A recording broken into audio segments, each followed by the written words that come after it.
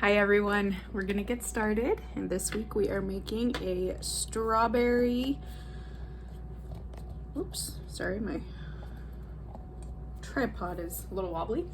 We are making a strawberry blossom cookie, and this one's got the stripy Hershey's Kiss on it. So we'll go ahead and get started. First thing, you want to make sure your oven is preheated to 350. You're gonna need out your strawberry cake mix. And I sent you with a little amount of baking powder in a bag.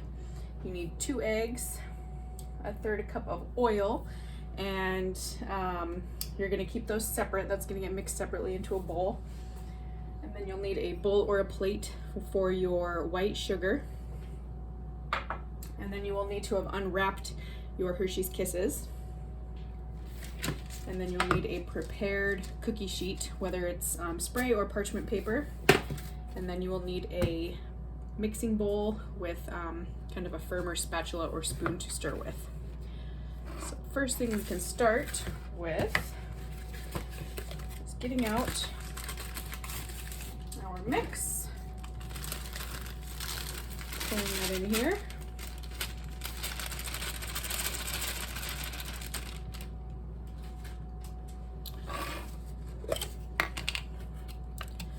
And all we're going to add to this is half a teaspoon of baking powder, so you will use the entirety of what I sent to you in your baggie.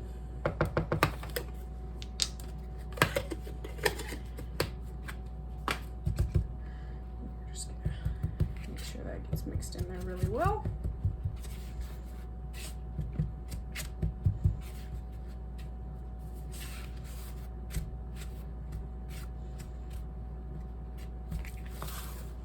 Okay, our next step is going to be a smaller bowl, and we're going to crack our 2 eggs in there.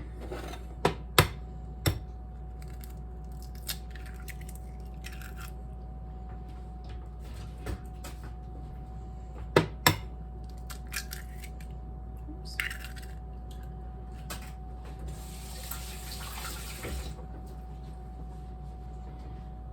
So 2 eggs plus a third of a cup of oil. And we're going to whisk these 2 together. You want to make sure that the egg yolks get broken up really well.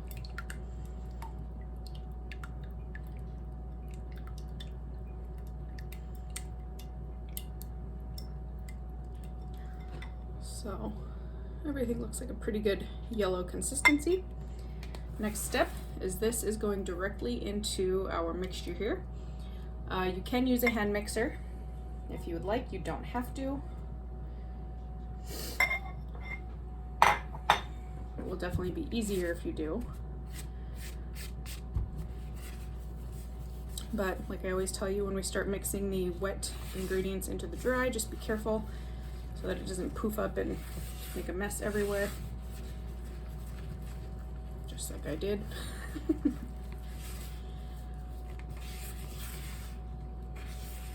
Now that we're mixing, you can really smell the strawberry cake mix. I really like using cake mix for cookies because it gives it that crinkle cookie texture that's always fun to have. Another option too, for crinkle cookies, typically you roll these in powdered sugar. We're going to do granulated sugar simply because it gives it a bit of a different look, but it's still going to have that crackle to it. But I do like the way it kind of has that shimmery look when you use the granulated sugar. So that's why we're going to use white sugar with ours. Another way you can do this recipe, if you wanted to make it again, would be to add chocolate chips or white chips right into the batter. And so that is what we want to be looking at before we start scooping. So everything's mixed in pretty well. If you see any big blobs, I just spotted one, go ahead and mix them up. But other than that, I think we're all set.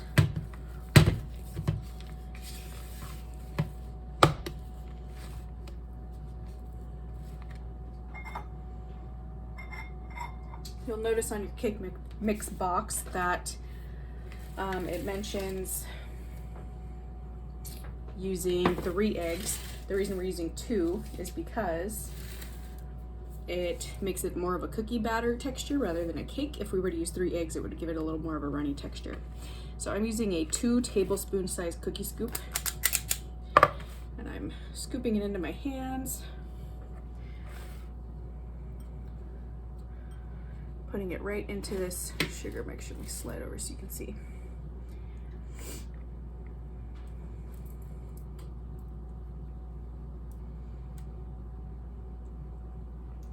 And it will be sticky. So one option to prevent the stickiness is to pop this into the fridge for a little bit before we start with the scooping part. But you'll notice once you start putting it into the sugar, it's going to be a lot easier to pick up and handle. And I'm only going to go 2 at a time on here. They are going to spread.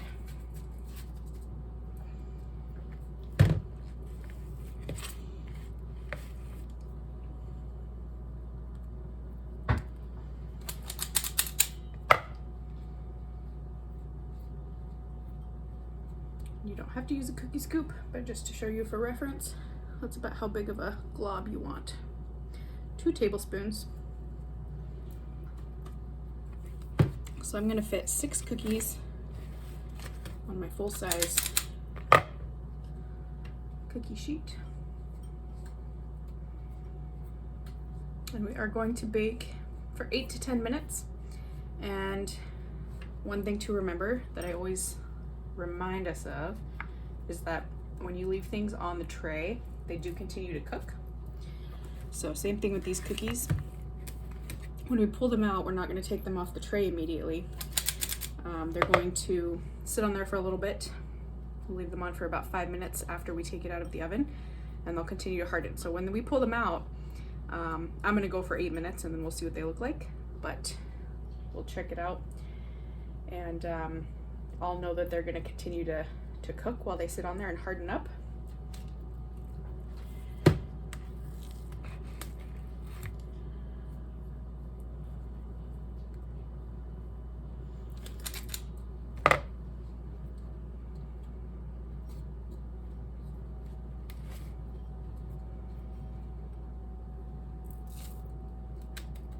All right, so I have got my 6 cookies out there.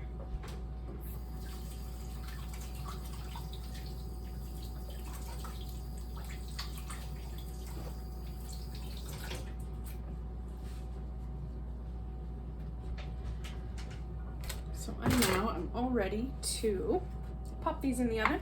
We're not going to do anything with the Hershey's yet. That's going to go on after they come out. So 8 minutes to go in, and if you need 10, that's totally fine. But like I said, this is a cookie that's going to harden up a lot right after we take it out of the oven. So I'm going to start with 8, and we'll go from there. I'll see you back here shortly. While our cookies are baking in the oven, one thing I did want to mention is that you can put your dough in the refrigerator while in between batches so that it can kind of firm up if you didn't do that first, and I will have put that in the notes. Also, and we did skip a week on bouncing back between a dessert and a dinner simply because it's Valentine's week, so I wanted to do kind of a festive pink red dessert, so that's why we did 2 desserts in a row. Okay, so this is after 8 minutes. So you can see they're very, very soft, but if we look under there, they do have kind of a firmer texture because they're not entirely falling apart. So we're gonna let them sit for about 5 minutes, but quickly, before we have too much time pass, I'm gonna let them sit for, I took them out probably 30 seconds ago, so in about 30 more seconds, I'm gonna start applying the kisses. You will notice if you do it immediately, they'll get super, super melty. If you wait too long, they won't stick. So you wanna wait about a minute and then start putting the kisses in. That's how you do blossoms. So if you make like peanut butter blossoms, you do the peanut butter cookie with the chocolate Hershey's Kiss. This is just another variation, kind of a festive Valentine cookie. You could do any sort of flavor really. I just picked the stripy ones because I thought they looked cool with the pink cookie. So I'm going to start applying these, and all you do, I'll go this way so you can see it a little bit better. Let's see. All you do is plop it right down and give it a little push, and you'll see that it's going to start to melt. And the melting is good because that's what makes it stick. Oops. And since it's a crinkle cookie, the top of the cookie is going to kind of collapse a little bit. When we use cake mix to do these cookies, that is typically the result, is a crinkle cookie. So if you ever do need see, back to the first one, it's melty in there. I don't know if you can see that very well. Let's see how close I can get. See how melted it is? So when I stop messing with it, it will be hardened in there and it's not gonna fall out. So we're gonna let these sit and leave them on here until the bottom firms up. So see how this one that I started to mess with is already, I'm able to shift it all the way across the cookie sheet and my parchment. Same here. Try not to burn myself for the sake of showing you this. Same here, same here. So they're firm enough to shift, they're just not firm enough to pick up yet. So we're gonna let these sit until they're firm enough to shift onto a cooling rack or a plate. I prefer a cooling rack just because then air gets under them.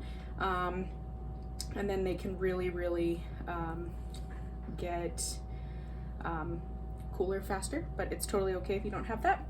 So basically the whole process we're going to repeat again to finish the batch. We should end up with roughly 15 cookies. So I'm going to let these firm up for just a little bit and then we'll get going on our second batch. All right, as you can kind of see, I've started to move over onto my cooling rack. So I'm going to get started on my next piece, 2 tablespoons, and my dough has been chilling, so it's a little bit easier to work with this time around. I do apologize for not putting that at the beginning of the video, but it is in the instructions. So we're gonna go 6 more balls of dough. And if you do have white chips on hand, or chocolate chips or anything, this would be the time to, if you wanted to experiment, this would be the time to add them in. If you wanted to kind of mess around with your remaining dough that's in here, you can totally add some chocolate chips, white chips, anything that you'd like into this. Sprinkles, if you've got sprinkles kicking around, that would totally work. There we go. Running out of space.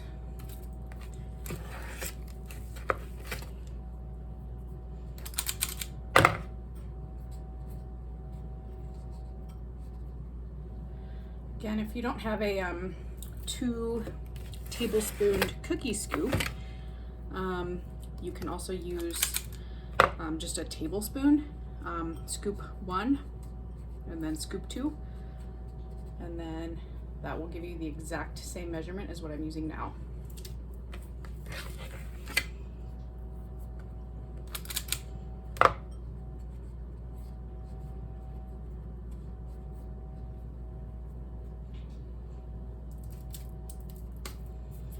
Right, so I'm ready to go back in for 8 minutes. I don't know if I said earlier either, 8 minutes was a perfect cooking time for me. So I'm going to stick with that and then we'll continue on. So I'll see you back here in 8 more minutes. Okay, so here is batch number 2. I just pulled these out. This was after 8 minutes. After the refrigerator, they're a little bit less crackly than the other ones. I think they'll start to split once they sit for a little bit longer. I do want to show you, I pre-scooped my dough. This is actually going to give me enough for 18 cookies exactly, not 15. But one interesting thing, this was the first cookie that I put the kiss on, completely melted. So I did it too early. So you might notice when you start to do yours. This was about a minute after. So I estimated wrong. This one was after I'd been talking to you, talking about when to place the Hershey's Kiss on. So I would say probably 2 minutes. This one looks pretty good, I think. And they're still very wet. They do take a little bit of time to set up. So I'm gonna wait a little bit before I put these on. These are already unwrapped, so that's totally fine, they can sit. But I would say wait 2 minutes. Definitely don't wanna wait until they're all the way cool. Like I said, because then they're not gonna stick to the cookie. You'll pick it up and it's just gonna fall right out. So just as an example, wait a little bit longer, maybe 2 to 3 minutes instead of the 1, so that we avoid that first cookie that has now turned into a blob. Still gonna taste great, however, for presentation purposes, if you decide to make these cookies and gift them to anyone, you know, it's just gonna be a blob instead of a cute Hershey's Kiss. So anyway, I hope you enjoy this recipe. I'm gonna continue on with my cookie making with my last 6 cookies after I get my kisses put into the tops of these. But I do hope that everyone likes these. I hope you have a great Valentine's Day and that you have fun making these, and I will see you next week. Bye everyone.